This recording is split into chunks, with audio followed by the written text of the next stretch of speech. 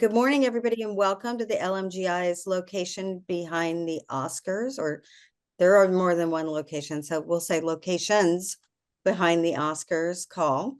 I'm glad to see everybody here. Before we get rolling onto the interviews, I just want to give a brief info on the LMGI. LMGI is a nonprofit organization whose sole reason for existence is to promote what you all do as a living, to promote the creative contributions of location professionals to the general public, to the media, and believe it or not, to the industry that we all work in, because there are, as we all know, so many people who do not know what we do. We do that through a variety of resources, including the Location Managers Awards. Without further ado, I think we shall launch into Miguel Tapia, who is interviewing Duncan Broadfoot on Dune Part 2. And before I do that, let me just say congratulations to everybody for being part of a nominated film for the Oscars. It's quite a coup. Congratulations. And Miguel. Hello, good morning, everyone. Welcome to another Locations Behind the Oscars. I am always grateful to participate in these panel discussions and to get to meet and talk to location managers from around the world. So without further ado, I wanted to introduce Duncan Broadfoot. He is a location manager for Dune 2. If you haven't seen that movie, definitely go check it out. It's definitely worth it. I've seen it multiple times. So Duncan, welcome to Locations Behind the Oscars. How are you doing today? Thank you very much. Yeah, and hi everybody. I hope you're all well. Excellent, excellent. So Duncan, your specialty seems to be in locations that have, let's say, a desert climate. Can you just briefly give me a bio of how you got into that world specifically and why you enjoy going back to those types of projects, and then lead into Dune and how you got involved with Dune? Yeah, I mean, not by design, but I seem to have sort of throughout my career ended up in the desert from year to year. I've filmed in Jordan and Wadi Rum, not only for Dune Part 2, but I was there for Star Wars Episode 8. And I've also been in the desert in Namibia on The Mummy with Tom Cruise. And then I've also done a couple of desert jobs in Morocco. So in the specialty subject, but it seems to be something that I'm familiar with, which definitely helped on Dune Part 2 because there was a lot of sand. So, deserts are pretty much all about logistics ultimately. So that's the fun part. I enjoy that side of it. Yeah, you're heavily relied upon then to making this a successful production. Every project kind of offers some unique element or challenge maybe, or just something that might be, every production always brings to it that kind of unique element. What was unique about the experience on Dune 2 in comparison to some of the other projects you've worked on? Well, Dune Part 2, I mean, creating the world of Arrakis was quite interesting because obviously in around the Sitges, which is where the native Fremen lived, that was very much rock formation. It was sort of designed to feel enclosed, so narrow canyons and that sort of thing. They're finding safety within the architecture of the rock formation. And then cut to other parts of the planet, which is where the sandworms lived, which is vast open sort of sand dune expanses. So we were sort of stitching the world together, but there's not many countries in the world that have expansive sand dunes and rock formations in the same country. So we actually had to split over two countries. We shot all of this sort of Siege stuff, all the Fremen stuff with the rocks. We sort of shot that in Wadi Rum in Jordan. And then all of the sort of sandworm stuff, all of the expansive beauty sand dunes, we actually shot in the Liwa Desert in Abu Dhabi in the UAE. So so it was interesting. We also ended up actually in the Namibian desert as well for a flashback scene where we have our sort of lead protagonist is in a dream is walking down a sand dune and entering the sea. Mhm. So we actually, although there are options for that closer to the UAE and Qatar, because of the football World Cup, soccer World Cup was on at the time, we actually couldn't get into Qatar. We ended up having to go to Namibia. So we have spread ourselves over 3 deserts, but I think it was worth it. It was worth it in the end. Could you delve into the underground world or the cave systems in which the Fremen lived in? Like, what were those landscapes? What were the challenges of filming in those spaces, and how did you find the right ones? Well, I mean, Wadi Rum is quite an expansive array of rock formations, all sandstone rock formations. The actual canyons actually proved to be tricky, one of the more trickier things to find. We actually had to go quite deep into the desert because there was multiple canyons that we needed, multiple entrances into different seaches. So we actually had on this one on June 2, we actually ended up going quite far, quite deep into the desert, much further than we had ventured on Star Wars 8 or any other projects that the fantastic local Jordanian location team had ever managed. We were about 14 kilometers into the desert, and the challenge of that is taking a fairly substantial film unit into that desert. We ended up having to create sort of roadways in that was sort of foolproof roadways in that were all sort of we called them ski routes, but they were basically colored routes that, with flags intervals, so people literally couldn't get lost and deviate. Because losing crew in the desert is the biggest fear, I guess. But we managed to get them all there, and we managed to get them all back, most importantly. So it was worth it. What was that system of making sure that people didn't get? What did that look like? Besides, like, I know I've seen similar overheads where you have the routes mapped out, right? When you're filming in a place like Wadi Rum. Yeah. What was the process of getting crew to there? Like, what was that day-to-day process like? So there was two things. There was getting crew there, which is slightly easier than getting equipment there. So we actually had the Jordanian military as part of our film crew, and we had their specialist vehicles, big military trucks that were desert faring trucks. So it was a combination of using the military and our sort of kind of foolproof ski route system, which crew could basically drive along. It was almost like a sort of highway through the desert. We also had some locations that were too far into the desert to actually drive, so we had the Jordanian military provided us with Blackhawks, and we would load up equipment in and head up to the eastern desert, and we would drop in with the Blackhawks. We'd get out, we'd film, jump back in the Blackhawks, and head back down to Wadi Rum. So different ways of doing it, depending how deep you're going, but it was all, it was a heavy logistics number, that's for sure. What was the coordination like with the Jordanian government and the military to execute some of those movements? Yeah, well, I mean, we got massive help from the Royal Jordanian Film Commission. We must have had about 40 military trucks with us for the whole time.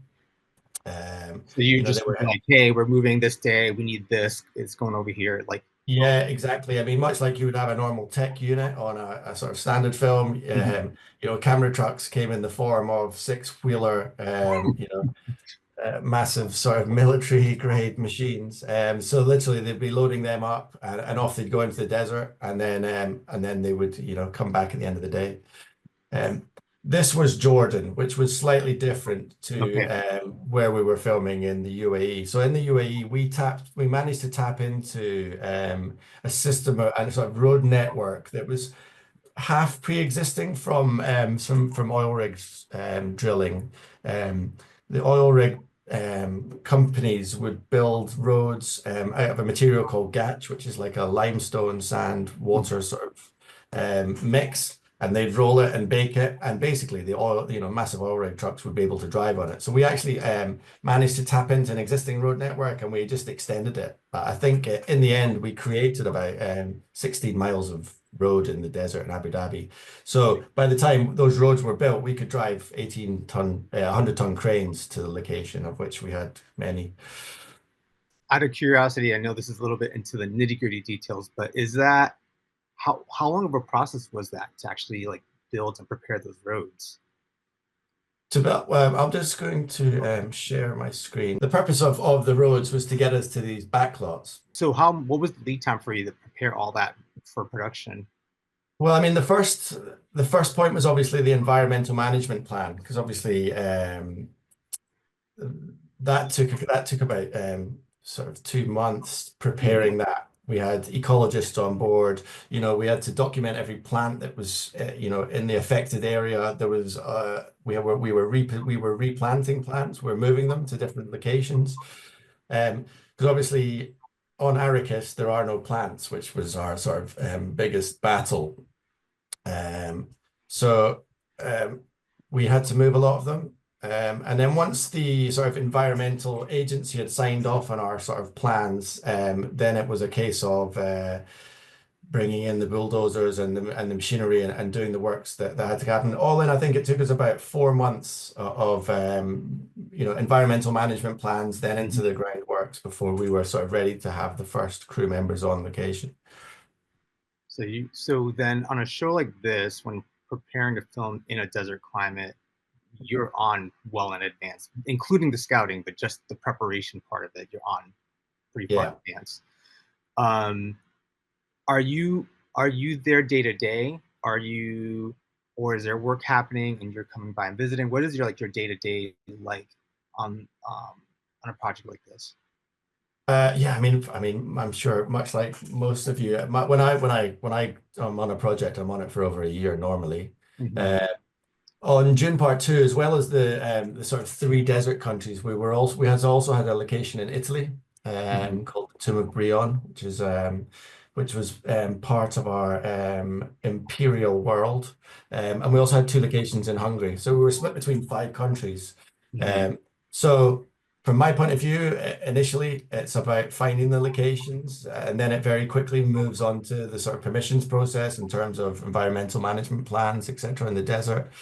And then it's sort of it's dropping a team into each country to assist the local country team, and and then just overseeing. So it's you're sort of spread over multiple regions, but you've got some good operators in each country on the ground.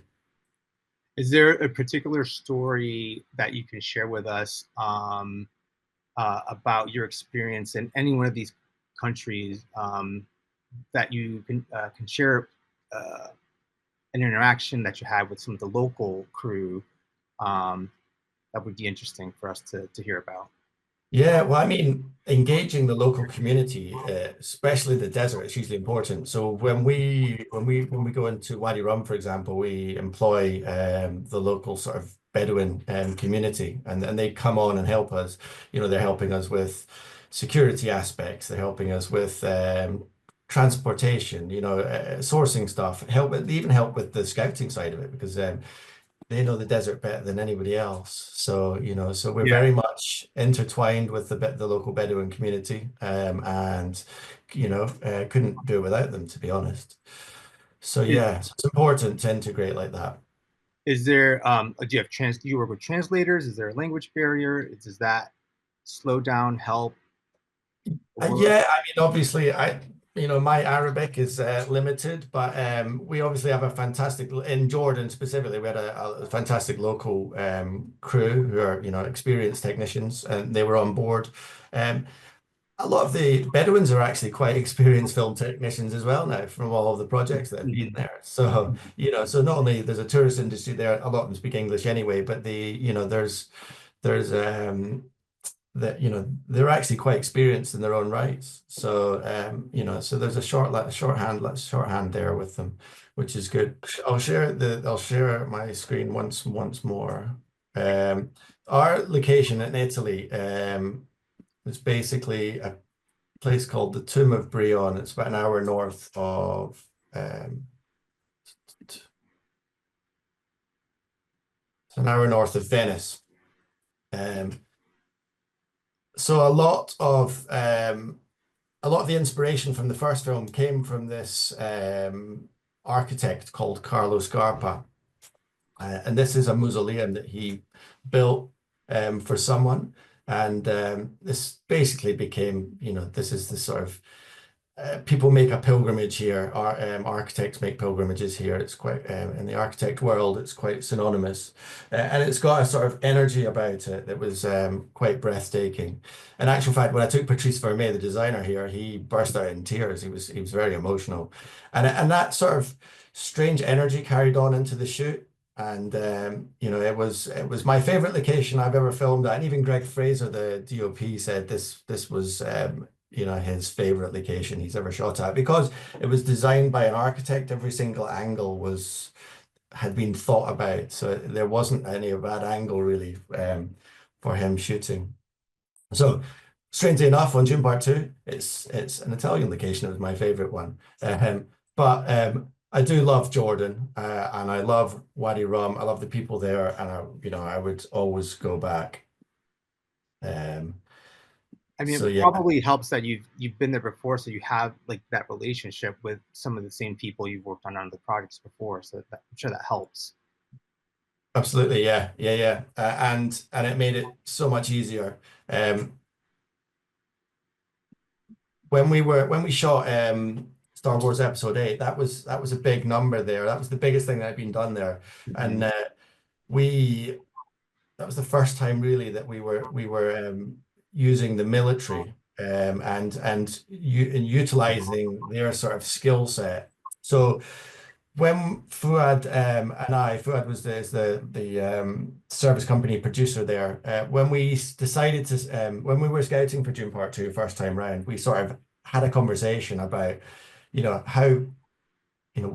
how deep into the desert could we realistically go? And we sort of together we decided that we wouldn't keep anything off the table. We would go as far deep into the desert as we needed to, and we would just find a way, and we did.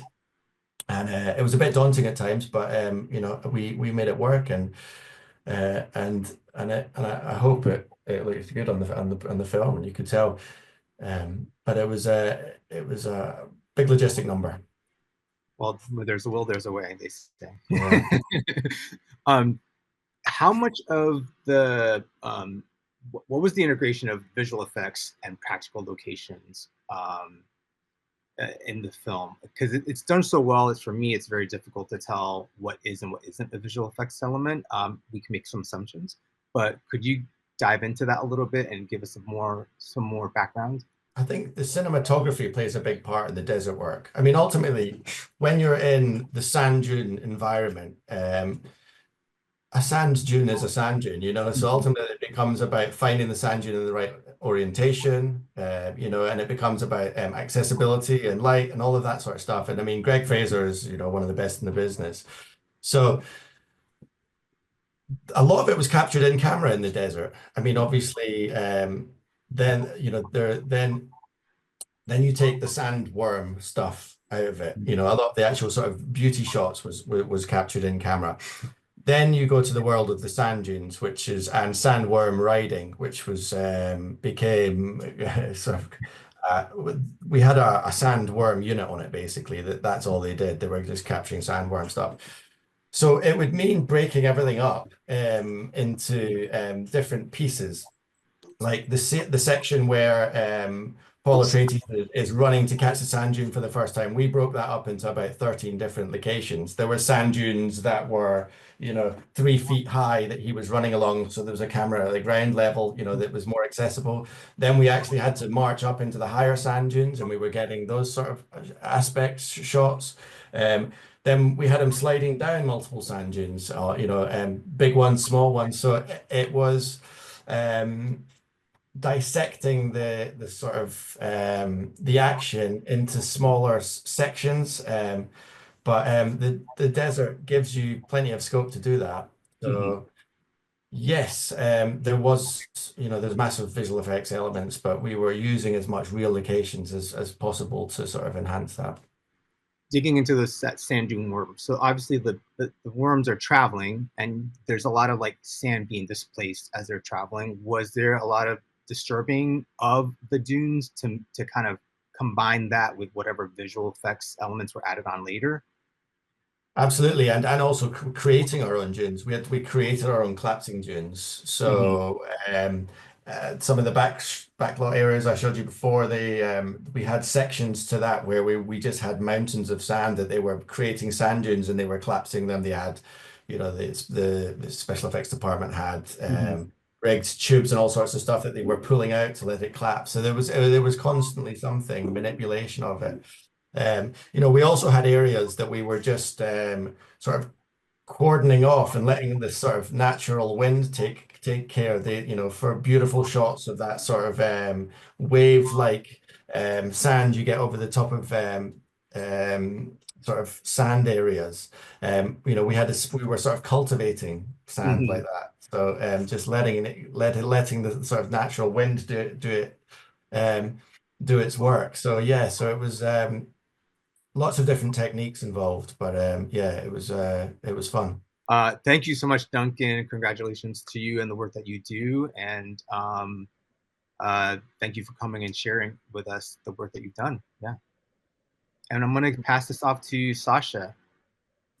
Hi, Sasha here. We're going to be talking to Klaus Derelman, who is a pretty heavy hitter as far as locations for some big films go. Member LMGI, also a member of the Motion Picture Academy, and has worked on a couple of the Hunger Games, a couple of Mission Impossibles, a couple of the Bourne movies, Inglourious Bastards, Grand Budapest Hotel.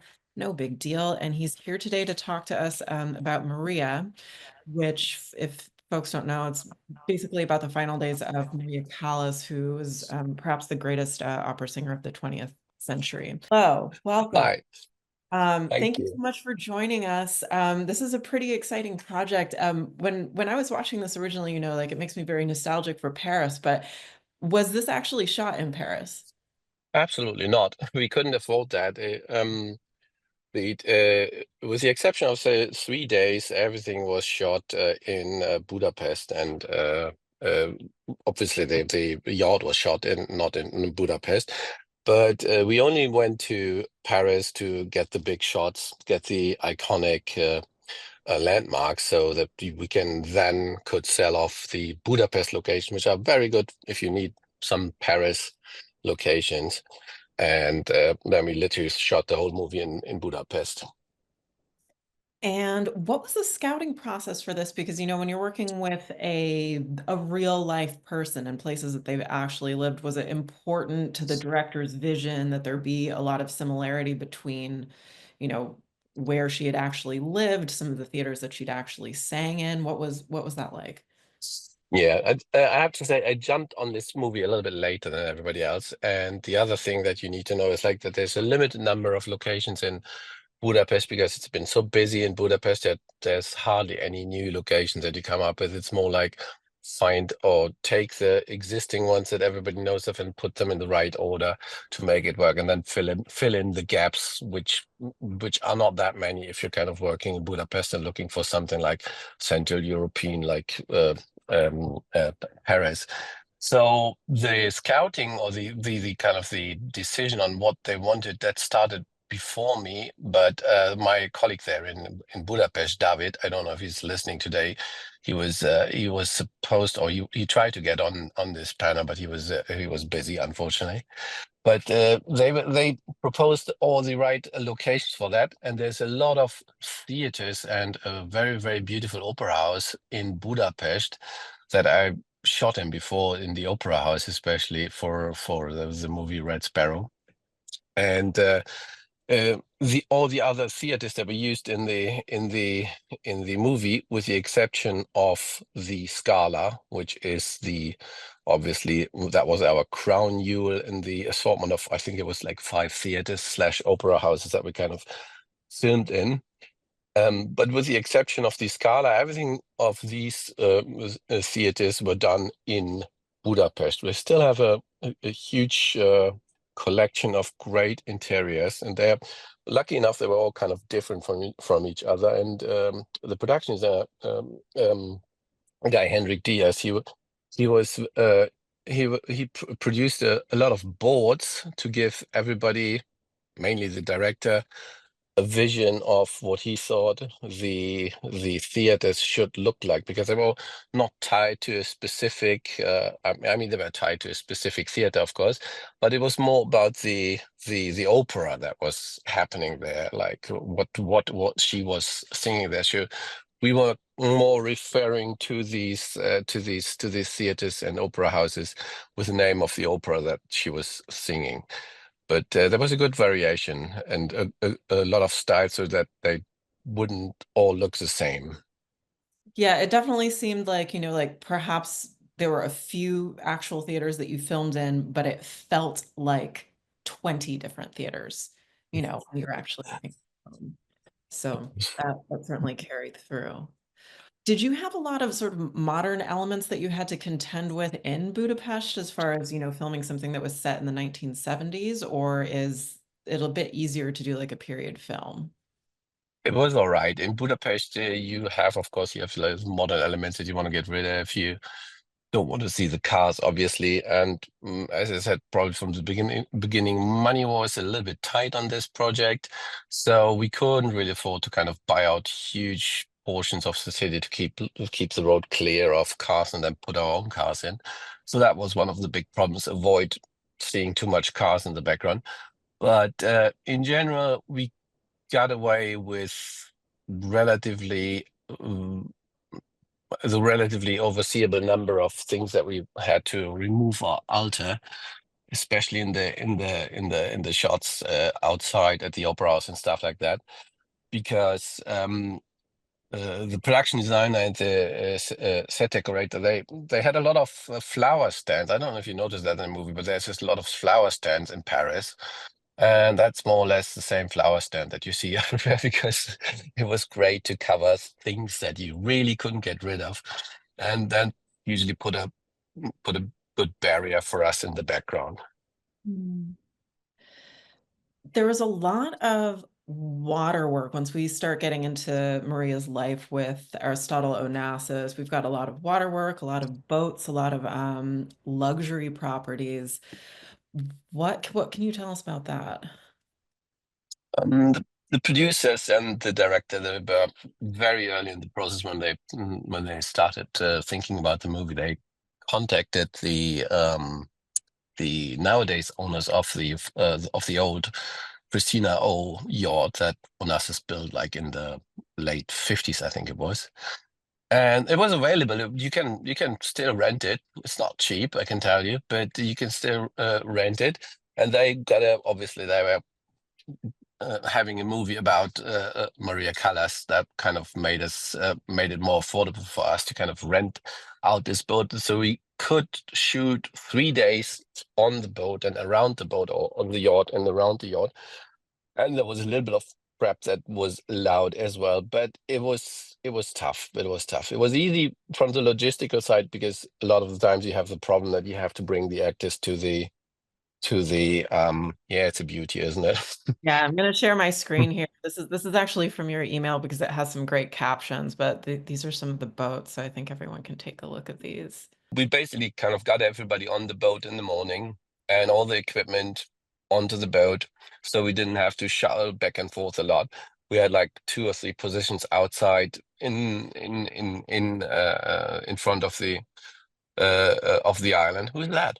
And we were just basically going out in the morning, and we were coming back in the evening. It was just very, very easy for us. And as you can tell, I didn't have a very stressful time, as you can tell by the next picture that's coming up, and that one as well. So it was all right. It was very all right. It was a good job. That was our lunch corner. That big table there. Yeah, that was me catching a plane. But that because in the islands there, sometimes it's easier to drive an hour by boat rather than drive back to Athens to catch your plane. Yeah, and you see some of the beautiful. That's the Music Academy. That's actually sorry, she never performed there, but it's a very beautiful Jugendstil building. And we were the first after years and years and years to shoot again in there because they were done with movies for quite some time. And it was hard to get the dates right and to kind of work with the ideas to get the shooting days in some of the theaters because they're so busy, and if they don't have a play showing, then they have rehearsals going. So it's tough shooting in Quite a theaters. challenge. Yeah. Did you have any other pretty, like huge challenges while filming this that were memorable? Yeah, we're looking at one, the Pont Bir Hakeim. You probably all know it from Inception, that mirror scene where they kind of have these mirrors that kind of break. It's actually supposed to be an easy one because it has been closed for movies, I don't know, hundreds of times probably. But just before we wanted to shoot there, there was the department on the other side was made a statement that they were not allowed to close down the bridge anymore. And that obviously was a big problem for us because it's a big scene that we wanted to shoot there. We had to control the whole bridge for a couple of hours, like half a day or something like that. So that was a little bit of a head scratcher for some time, but ultimately it worked out all right, and we could close it down for half a day. It was important because we had a boat on the water down there as well. And the scene of the picture that's coming up there as well, where she gets interviewed in front of the Eiffel Tower. So that shooting in Paris is challenging. I have to say it's not easy because it's such a busy city, and the Trocadero, Place de Trocadero, who's coming up right now, is a super busy touristy spot, obviously. And you can see I took this picture with our extras in costume from the late 60s, I think it was. And it's very hard to kind of lock off the tourists from this thing. And the other thing it was like that we constantly had these tour buses, which are like, I don't know, 4 meters high, and people taking pictures of our sets and of Angelina Jolie on the square, even though we had like a fence. So that's a Yeah, I was going to ask how difficult it was to film with such a high profile actress in some of these places, especially Paris. Yeah, in Paris, they were very helpful to help us because she's like the daughter of the city, basically. So they were very open-minded to help us. But still, Angelina Jolie, she attracts a crowd wherever you're going. So the best we could do was kind of try to downplay it, and if people wouldn't recognize her, it was all right. But obviously we had to put up some fences, and it was tough to get the audience or the tourists away from it. It was actually easier in Budapest rather than in Paris because there was less tourists on there. And there you see the Scala, the big theater that she actually performed in, which is just great. We just had I think it was 6 hours that they allowed us. It was a super small timestamp that we could actually use for filming there. We still had to, That was in the 6 hours background. total from first in to last out.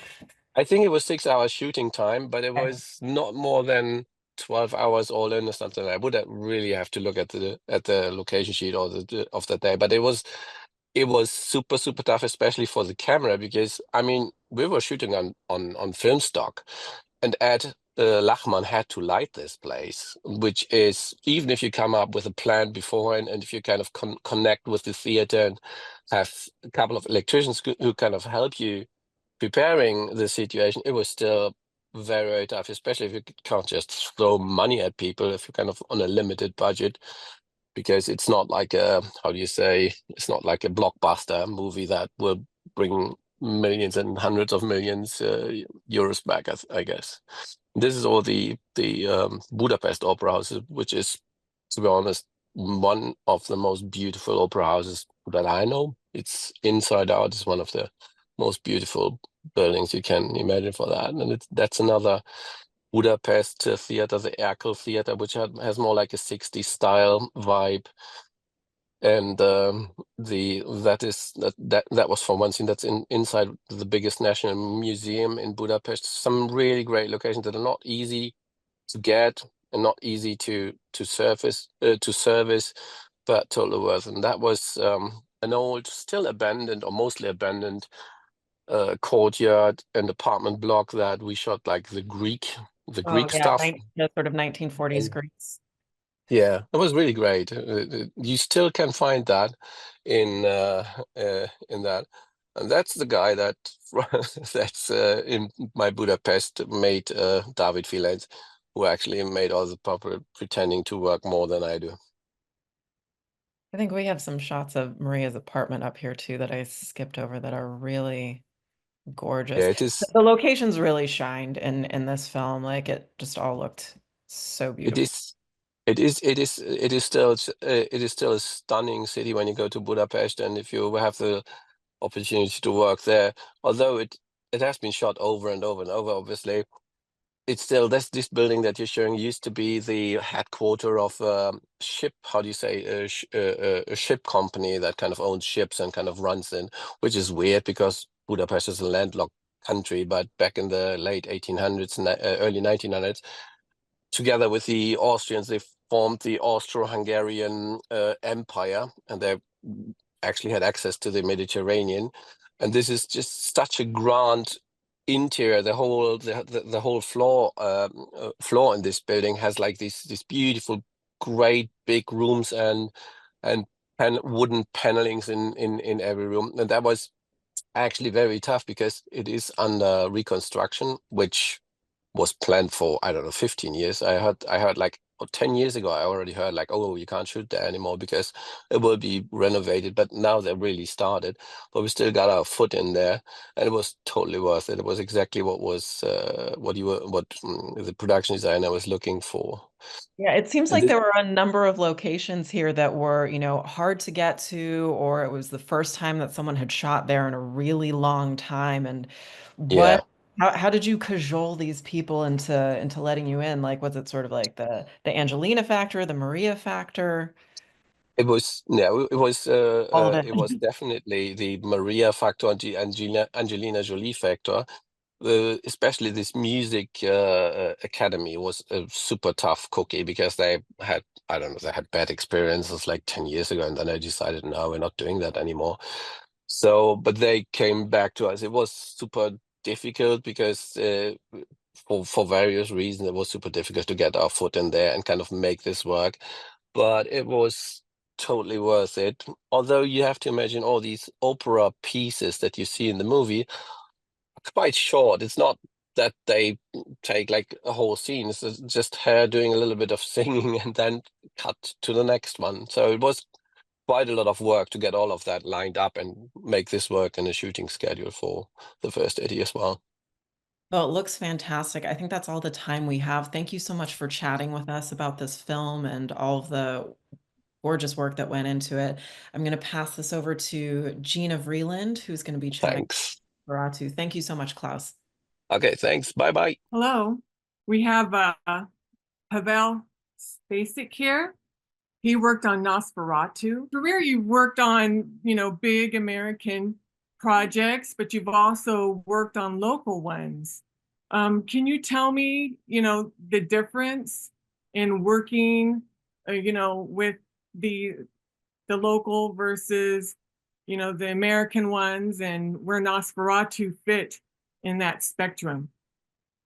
Actually, I can say hello to everyone. And of course, like the difference, there are like so many difference, like the budget is the different mostly, but I did like 20 feature Czech movies, and I was working for the German film studios for the Bollywood. We did like the couple Bollywood movies in Prague also. And there are some difference, but mostly it's the budget difference in the European and Czech feature movies. You have to find most of it on the locations, and the American projects, mostly they have enough money to build it. It was case for Nosferatu because the director and the DOP, they were so specific about the location, and in the end, they built most of the interiors in the stage or on the backlot. Even the town, actually, I just heard the stories about the other location managers. I have to say, the Nosferatu, to me, it was amazing project. I was enjoying so much because most of it we filmed out of the town. No permitting, no no crowded streets. You don't have to make like so many logistic issues. It was like we use it most of the like the empty castle and landscapes. To me, like location managers, it was the dream job. Love it. So before they decided to build most of it on stage, how long did you scout? Like, Actually, like we had so much time for scouting, like 3 months. We scouted like all castles in Czech Republic. Of course, we scouted like the location from the origin movie. You already you not mentioned it, but I have the question about it. We scouted all of them and we use it like a couple of them, but for example, not from the origin movies because most of the location then been in Slovakia and Germany, but we've been like logistic issues and we've been looking for the locations really nearby Prague and we found them. But just the exteriors. I think the like 90% of interiors locations being built. But wow. it was How many countries did you scout before they decided just to move it Actually- mostly to stage? scouted just like the Czech Republic, mostly like 90%, like a little bit of Austria and Germany, but just like maximum 3 hours away from Prague because the Czech Republic is really such a small country and it's like 3 hours to Austria and like less than 3 hours to Germany. We scouted like the limit was like 4 hours drive. But in the end, we found like most of locations in Czech Republic.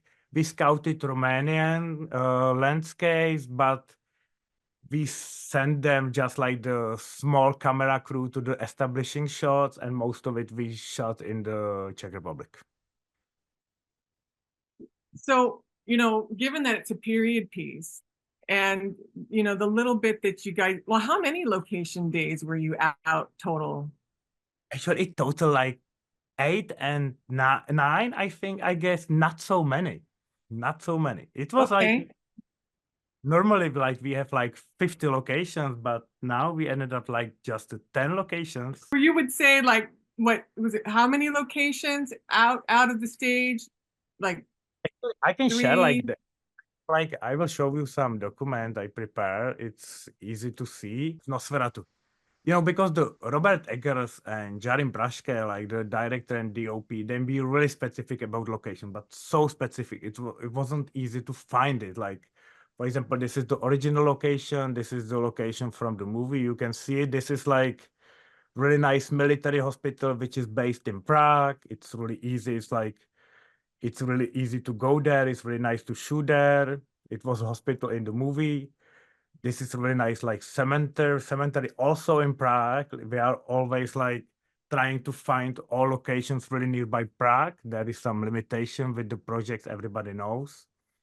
Yeah, we built this in the middle of like a cemetery in Prague. It was really nice scene. You can see from the movie. And the movie was really like gothic and dark. You can see it was like it helped us to cover like the all modern pieces. It was like I say, it was really nice shooting. Okay, that's the river. It's also in Prague. Okay, this is like really nice area, landscape area, which is I have to say like 25 minutes from Prague, which is really great for like construction people and for the crew because we built it there like really beautiful Romanian gypsy village in the middle of the meadow. It was a little bit nightmare because it was like this is the snowy and winter time, but in the end we built it everything there like in 1 month. Okay. And there is my favorite location, Castle Perstein, which is like 2 hours away from Prague, which is really nice, original, like the Gothic castle. It's vampire castle. Actually, it's not what used in the original movie from 1920, but they use it for the great remake of Nosferatu from like 1979. I think Oh, okay.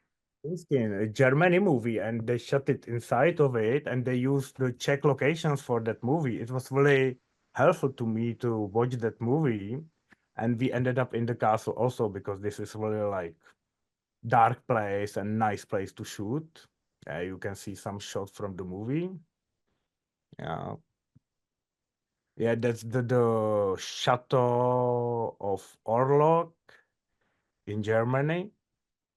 That's the Prague of Frogs. If they are in Czech Republic, because we've been looking for the Romania landscape mountain, like I said, but for like the all close-up shops and the walking road, like to the Romania, we use like the mountains in Czech Republic with the snow because it was like winter shooting.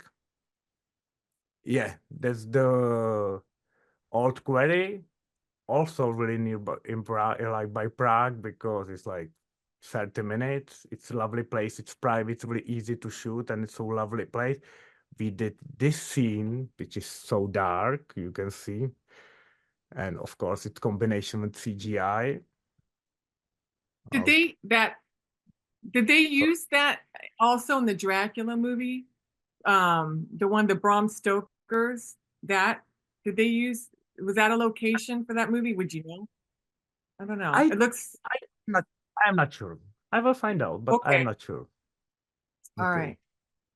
Looks And like there it. is like landscape, like this is really nice lake we've been looking for, and it was flooded just Did one they day put the before crosses there? in the middle of the shooting, and this is the scene in the movie. It's really nice. I And love this is that. like that's the real landscape nearby Perstein Castle, and they made it in CGI and the combination. It looks like the big mountains because we don't have like high mountains in Czech Republic. We have just like nothing big, but it's usable. That's the chateau. That's the chateau in the movie. You can say you don't have to cover like the more all modern parts because it was so dark. Most of it in the night. It was really helpful for us. Okay, so basically there was no telephone poles to remove or anything like that, Of you know, course, because it's a serious piece. it's really good because we've been most of it like landscapes on the castles, and all castles and chateaus and all these old sites are protected from like European law. You cannot touch it. You have to keep it like it is. And it's quite easy to shoot like period movies on these locations because there is not so much to cover. Maybe just the box office to buy like the tickets to go there, and that's it. Actually, it's really helpful to us. This law, it's helping to us like to shoot. Yeah, that's some landscape. Yeah. I think it's almost that's it. It's like this is all we did in Nosferatu. It's not so many locations, and in the past we did so many like much more difficult project. And I have to say it was the dream job. The team was amazing, director was amazing, and I enjoyed this movie so much. After like 25 years in my job, it was one of the best. I enjoyed watching it, and it was cinematically beautiful. Yeah, it is.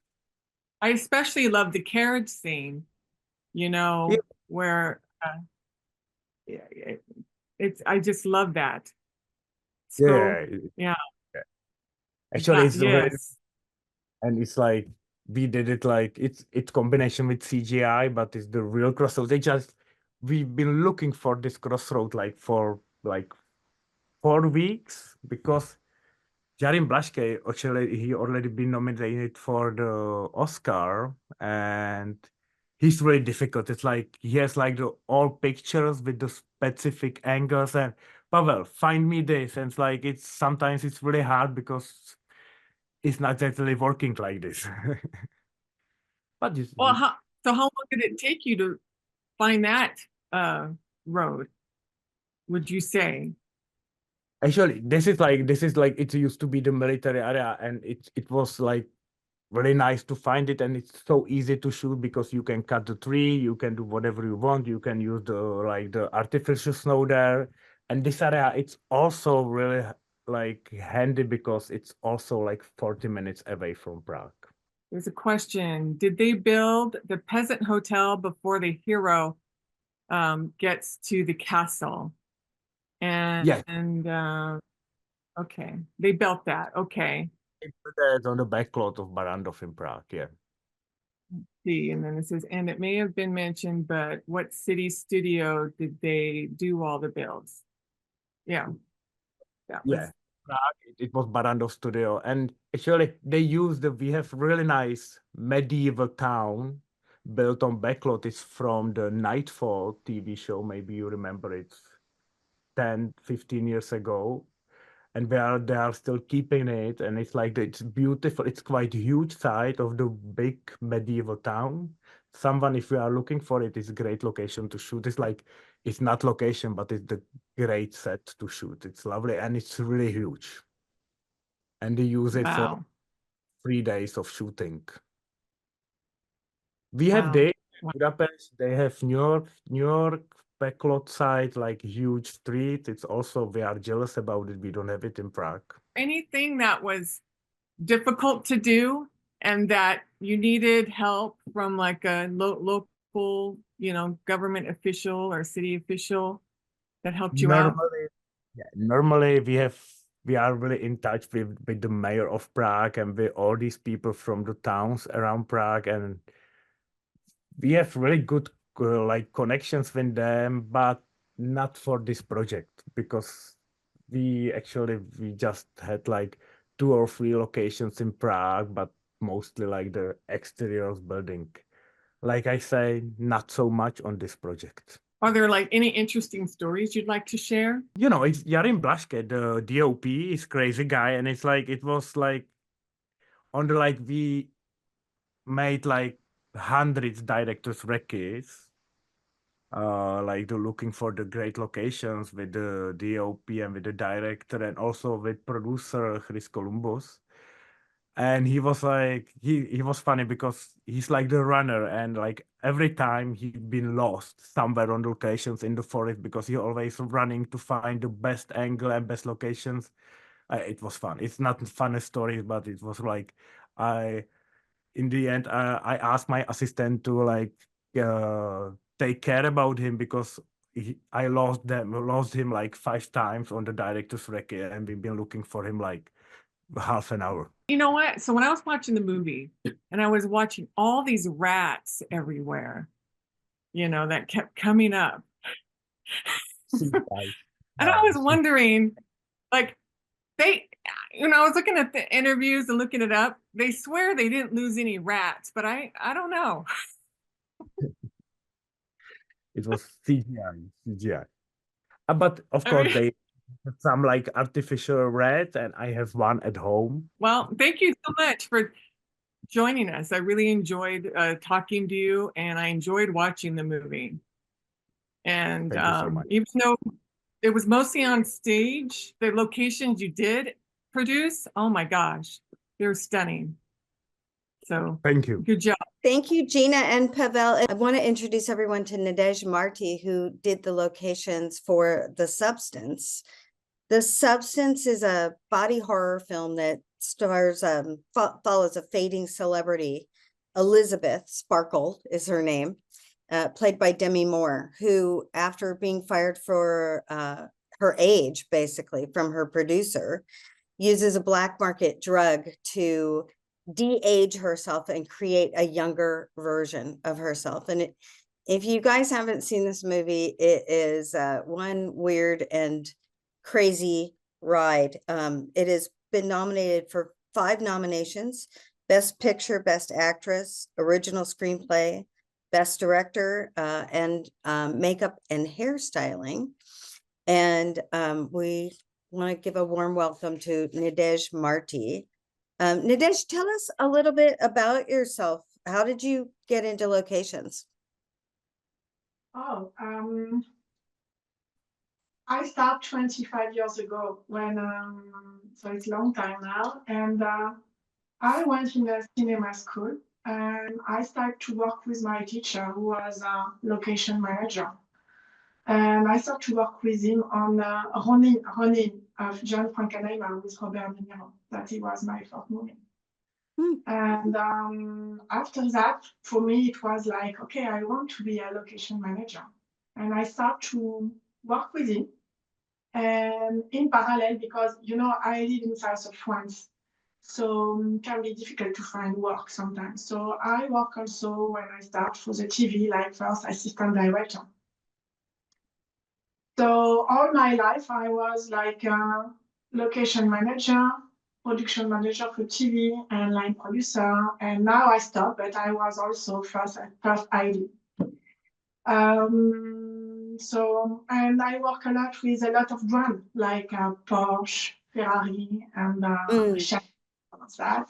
And some movies sometimes, big movies, like Ronin, the first one. I made also Swordfish with John Travolta a long time. And that is the point. And when the production called me, it was production of Substance called me. It was because before I worked with a French guy, a French director, French comedian. The name is Philippe Lachaud on his first movie. And the production called me after that because they know me and they want to shoot in south of France. Great. So there aren't a ton of locations in this film, but the ones that you did film really support this futuristic vibe of the movie. How many days did you actually film in Cannes, and how is it to film in Cannes? Because obviously it's famous for supporting film with the festival, but what's it like to really shoot there? Yeah. We went to shoot in Cannes, but not only. We shoot also in Antibes and Saint-Laurent-du-Var and Coarros. It's a small city near Cannes.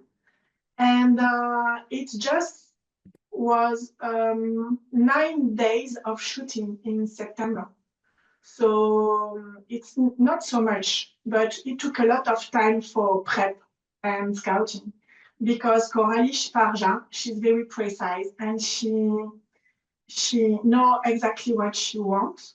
And she wants to shoot in France and not in LA.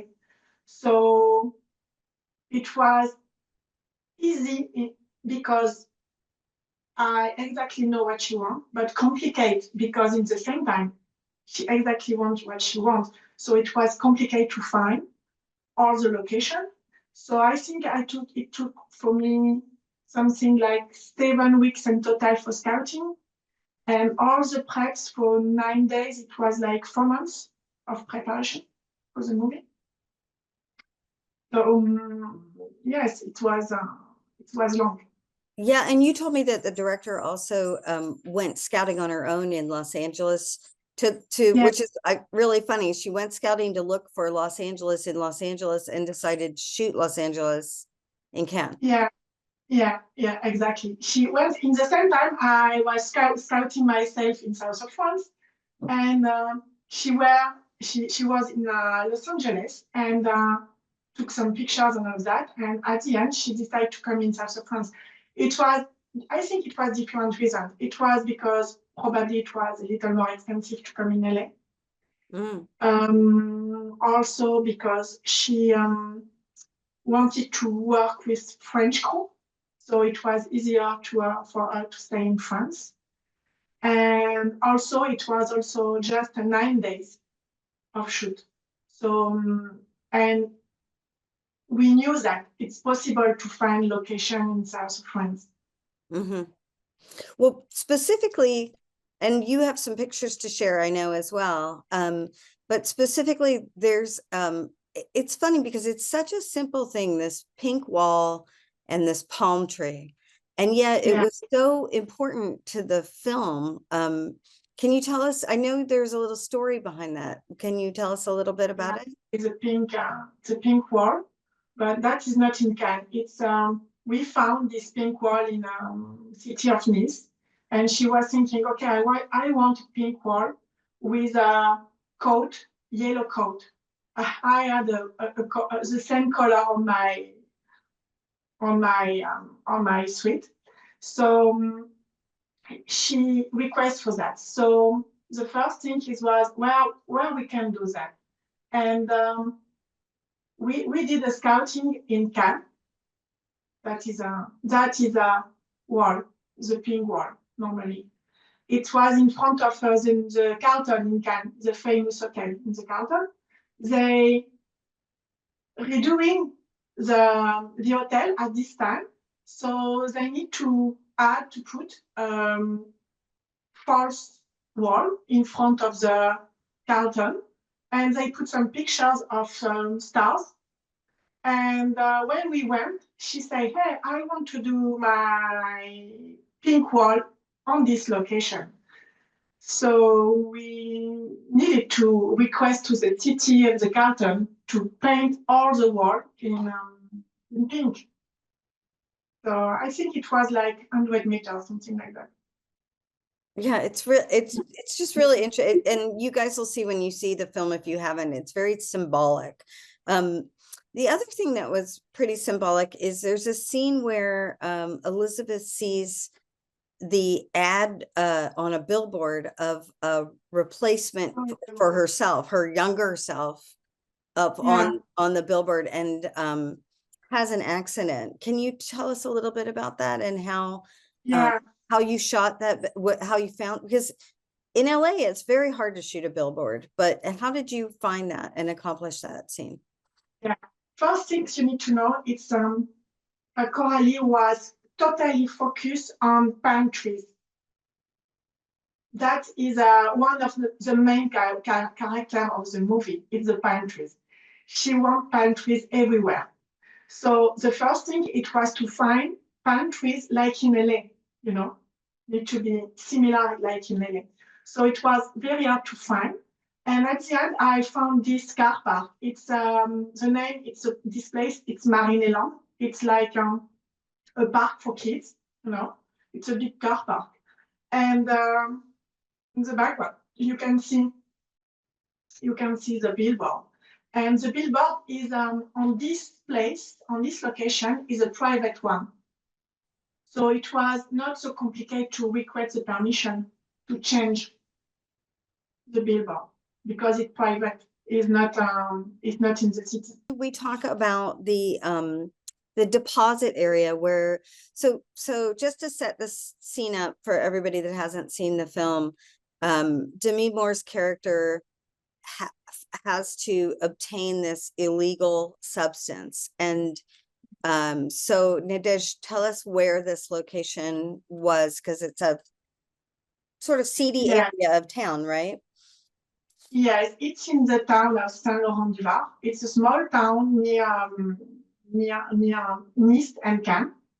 And it was very difficult to find because she wants something like a suburb, but very poor, very with a dangerous, would need to be a dangerous place, and dirty also.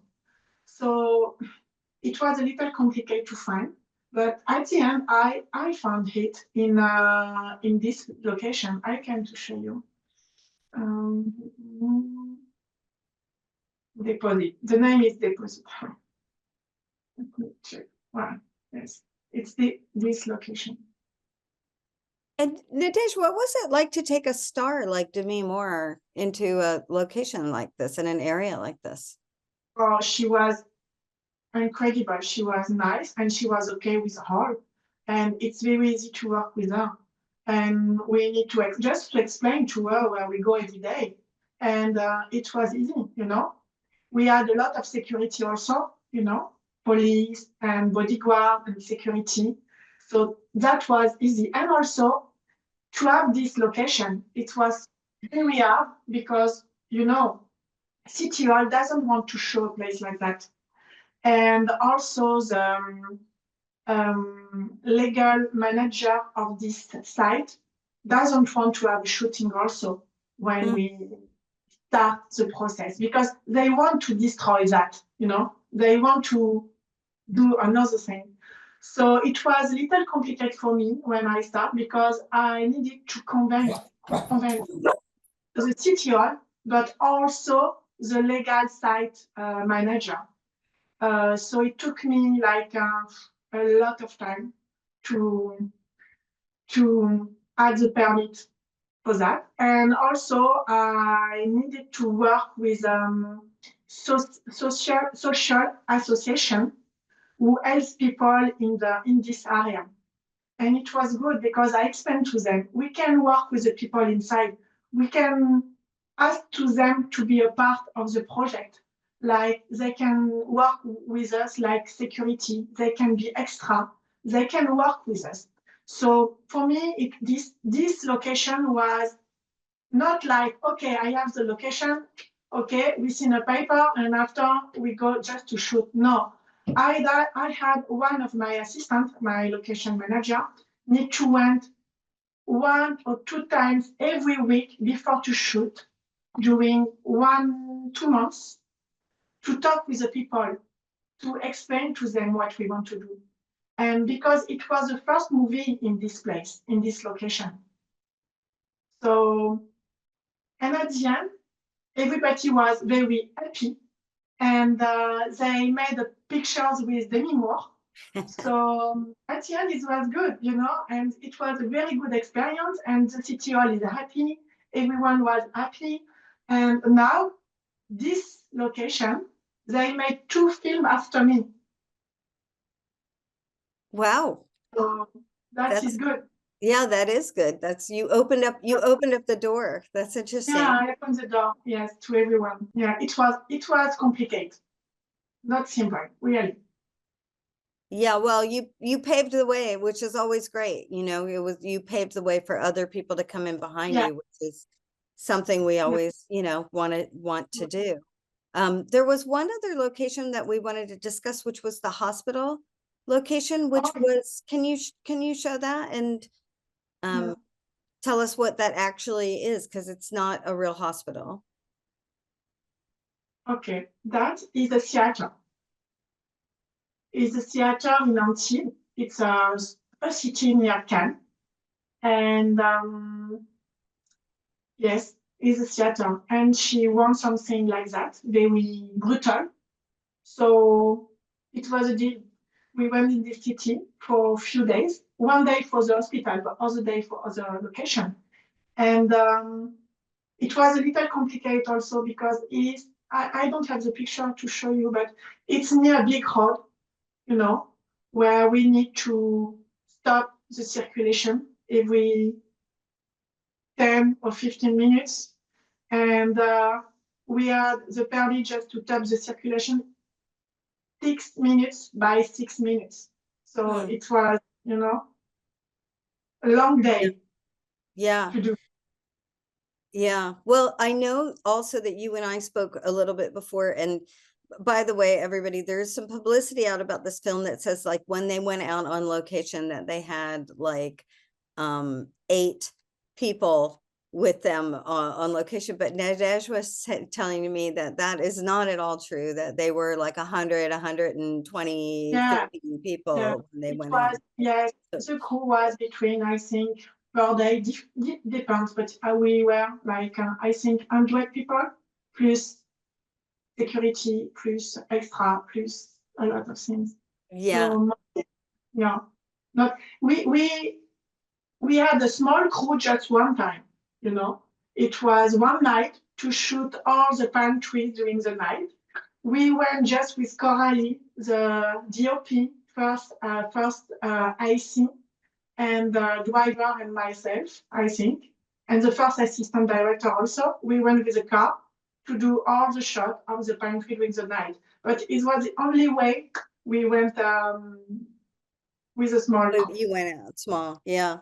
Nadej, there's a question, there are 2 questions actually. in the chat for you. One is, where was the dining room that Dennis Quaid was having lunch? Oh, that is in Paris. It was Okay. another location with another location manager in Paris. They made in Paris 2 locations outside. It was the restaurant with Dennis Quaid, and it was the corridor in the theater at the end of the movie. Mm-hmm. So I don't have the picture for that because I didn't work on this sequence, but it was in Paris. Wonderful. Well, is there anything else you want to share with us? I think we're going to open it up to a little group question and answer, assuming our audience has some questions. We had also a location like a restaurant, but it was with Demi and the doctor in the movie when the doctor is hard and is explaining to her what's happened to her. So that is what the location. And Coralie wants this one because it's the gate in the back, and the windows. So and it looks like something you can find in LA. So she wants to shoot here also. And yes, we had just 9 days to shoot. I think we shoot 3 days in Cannes, but it will be 2 locations per day in Cannes. So we need to move a lot. And with a big crew, sometimes it's hard when we need to move a lot. Yeah. And it was 1 location per day. So that was complicated also. Yeah. But for me to work with Coralie Farja because she's very precise and it's all what she do is it's visual and creative. So it was for me it was easy and I like it.